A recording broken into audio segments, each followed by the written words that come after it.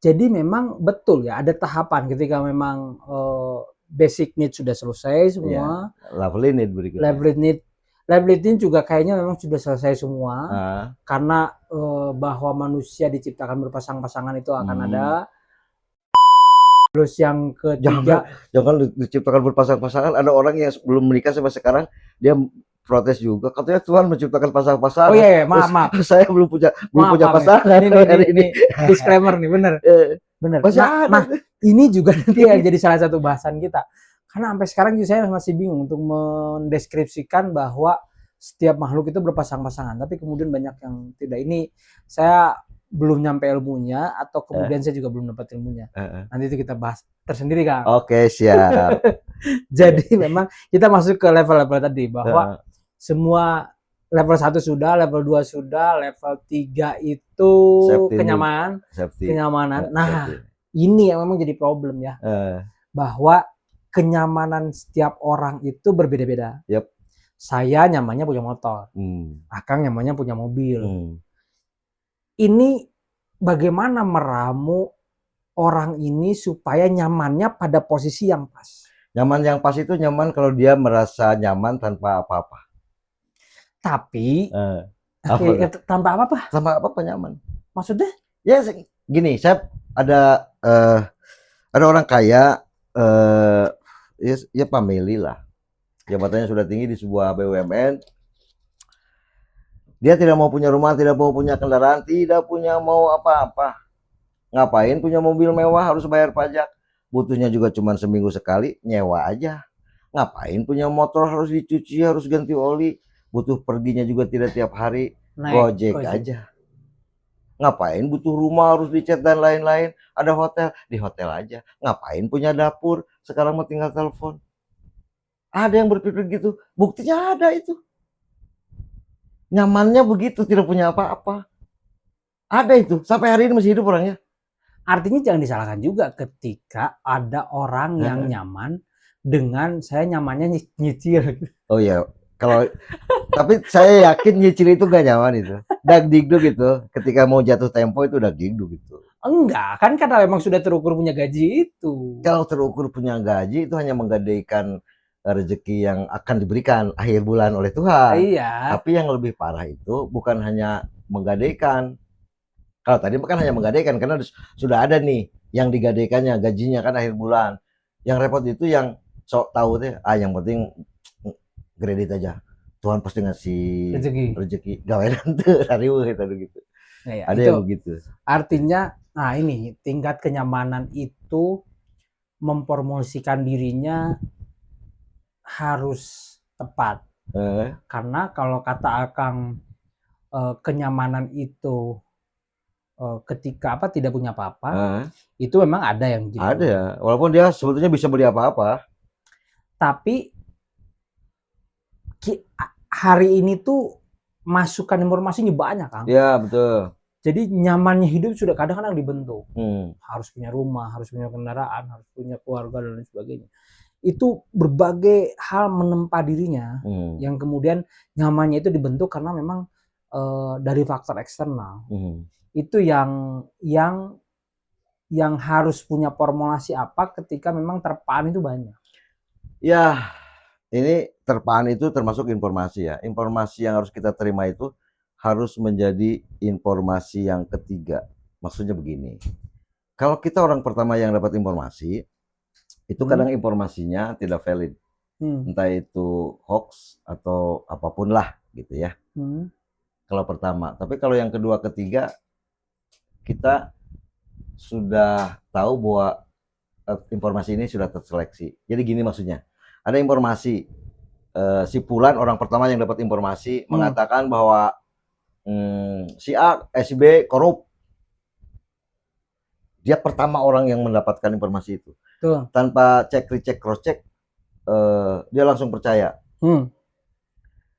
Saya orang ketiga nih, datang informasi itu ke Kang Lopa. Kang Lopa mulai mikir nih, bentar ini benar nggak? Kemudian Kang Lopa ngecek. Saya orang ketiga yang dapat informasi. Kang Lopa ngomongnya begini, saya dapat informasi dari si A, katanya korupsi, si Z itu, atau si B itu, atau si C itu. Tapi ketika saya telusuri ternyata enggak. Nah saya sudah aman nih. informasinya. Karena sudah disaring ke Kang Nova. Sama kalau kita mendapatkan informasi apapun dari media sosial, usahakan jangan orang pertama yang memamah biak informasi itu.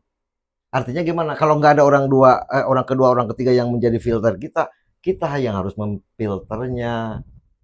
Bentar nih, ini ada informasi baru, katanya benda ini, barang ini, kelebihannya bla bla bla bla bla bla bla bla. Otaknya berpikir di mana ada orang marketing yang ingin tidak laku.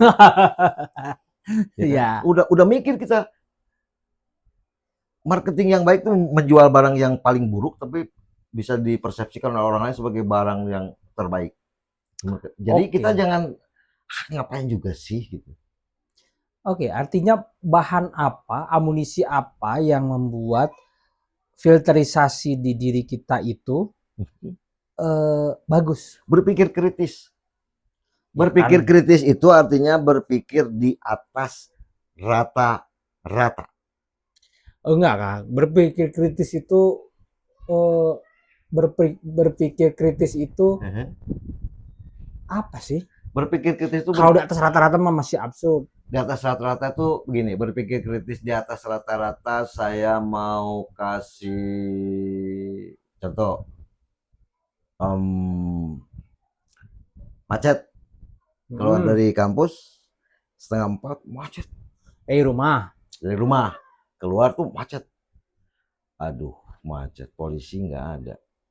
Ya udah, matiin mobil, saya keluar, saya atur dulu tuh, urai dulu. Ketika orang yang berpikir rata-rata, macet, gerundel, oke? Saya di atas rata-rata, keluar, saya urai dulu. Walaupun saya bukan pengatur lalu lintas, tapi setidaknya pengalaman. Ngapain kayak gitu, makan bukan. Nah itulah orang yang berpikir di atas rata-rata pasti dianggap ngapain. Ya kan bukan tugas kita. Betul, tapi daripada macet. Contoh lain. Belum tentu selesai juga sama kita. Setidaknya kita sudah berbuat. Ketika orang gerundel, saya sudah berbuat. Oke. Contoh lagi, ada kecelakaan. Orang yang berpikirnya rata-rata pasti hanya menonton. Orang berpikir di atas rata-rata. Yang rata-rata dulu. Rata-rata, Orang rata-rata ada kecelakaan, pasti berkerumun. Ya nonton. Siapa, kecelakaan apa, ada korban enggak, dan lain-lain ya. Tapi kalau orang yang berpikir di atas rata-rata, dia lihat situasi, nggak ada polisi, nggak ada ambulan, dia cari di Google, oh ternyata ada rumah sakit terdekat atau polsek terdekat, dia telepon. Jadi dia bertindak bukan hanya menonton. Nah itu di atas rata-rata itu. Walaupun nanti orang dianggapnya, yang berpikir di atas rata-rata dianggapnya ngapain juga yang kecelakaan orang lain, ngapain juga lu bantu-bantu segala gitu. Kan? Kalau yang lain kan cuman berkerumun, akibatnya jadi macet lalu lintas. Tetap aja tergeletak itu yang kena musibah. Tapi kadang-kadang berpikir juga bahwa ketika kita ngontak polisi, jangan-jangan udah ada yang ngontak juga. Ya nggak apa-apa. Ada 3 orang, 4 orang yang ngontak juga, justru bagus bagi polisi. Jadi ada verifikasi. Oh, ternyata benar ini bukan. Iya. Ada benernya. Contoh ke 911 lah ya. Oh iya. Semua nelpon 4-4-nya itu. Nggak apa-apa gitu. Ya. Tapi sudah bertindak daripada sekedar berkerumun. Cuma apa sih? Ada yang patah. Artinya point of view-nya adalah bertindak. Betul. Berpikir kritis itu wujudnya adalah bertindak. Jadi ketika orang berkerumun kita bertindak. Iya. Ketika orang diam kita bertindak. Iya. Itu di atas rata-rata. Ada konsekuensinya, dianggap ngapain juga sih? Ini bukan tugas kalian, ini bukan tugas kamu. Emang tepat tindakan itu? Bagi saya tepat. Bukan. Siapa tahu memang ketika dia bertindak takut salah. Enggak kan, sudah ngerti ya, kalau ada kecelakaan itu biasanya yang dibutuhkan itu ambulan. Bukan hanya kecelakaan, pada konteks semua. Iya, dalam konteks kecelakaan itu yang dibutuhkan itu ambulan dan polisi. Ya itu yang harus dikontak gitu. Pada hal lain ya situasional dan kontekstual dong. Bisa juga harus bertindak dulu. Oh iya. Begitu. Jangan hanya gerundal, jangan hanya ngomong, oh kenapa ini begini itu begitu, bertindak aja.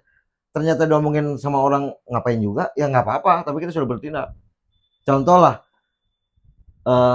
nulis, saya nulis, orang hanya ngomong susah ya nulis di Kompas, susah ya. Saya mah nulis aja. Tapi kan Akang juga katanya tidak dimuat sama Kompas. Betul tidak dimuat, tapi saya sudah melakukan. Anda baru hanya ngomong sulit nulis. Sulit aja gitu. Saya sudah gitu. Artinya ketika orang hari ini bikin konten susah. Saya mau melakukan. Yang penting melakukan. Pada konteks semua pun begitu kayaknya. Begitu gitu. Jadi berarti point of view-nya adalah apa yang ada di kepala kita jangan ditolak.